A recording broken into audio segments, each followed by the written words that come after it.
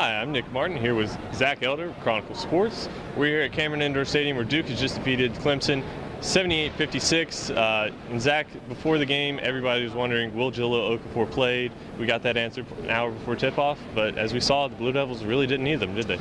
Yeah, Nick, so Jahlil Okafor hurt his ankle. He sprained it in Wednesday's big overtime victory against North Carolina when he fell on Joel James's foot. But like you mentioned, the Blue Devils didn't really need Jahlil today. The press found out about an hour before game time that Jahlil wouldn't be playing, and the fans found out just a few minutes before when Okafor stepped onto the court wearing a suit and a boots. But like you said, Duke played pretty well without him, so they came up with the win without their big freshman center. Yeah, and two of the guys who were really instrumental to that, Justise Winslow, Quinn Cook. Now, Quinn Cook's been on a tear as of late, has had 20 points or more in 3 out of the last 4 games. Justise had a career-high 20 points, 17 of those came in the first half. Now, Quinn also put in a 17-point half, came out in the second half and did that. And he ended up with tying a career-high 27 points, which he actually got 2 years ago against Clemson. One of the big things that Justise was able to do in the first half is he really used his physicality to attack the Tiger defenders. 5 of his 7 first-half field goals, layups.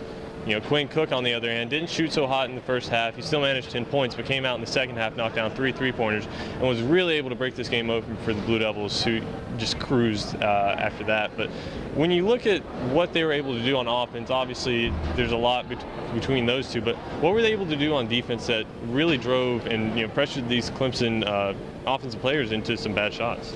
So without Jahlil in the game, Duke had just a 7-man rotation, just 7 healthy scholarship players left.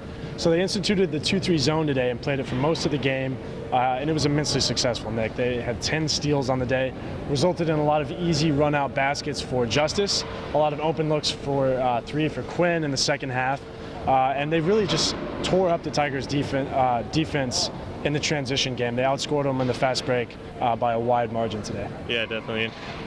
The Blue Devils get a little bit of rest. They won't take the court until next Wednesday when they head up to Virginia Tech to take on the Hokies in Blacksburg. Between that time, the Blue Devils coaching staff, they'll monitor Okafor. Kay said in the press conference after the game that nothing's for sure right now. They're just going to see how the swelling goes. It's just an ankle sprain, so nothing structurally damaging there. Just be a wait-and-see game for Okafor. But as the Blue Devils showed today, they might not really need their big man if they can get the contributions from their senior captain and freshman like they did.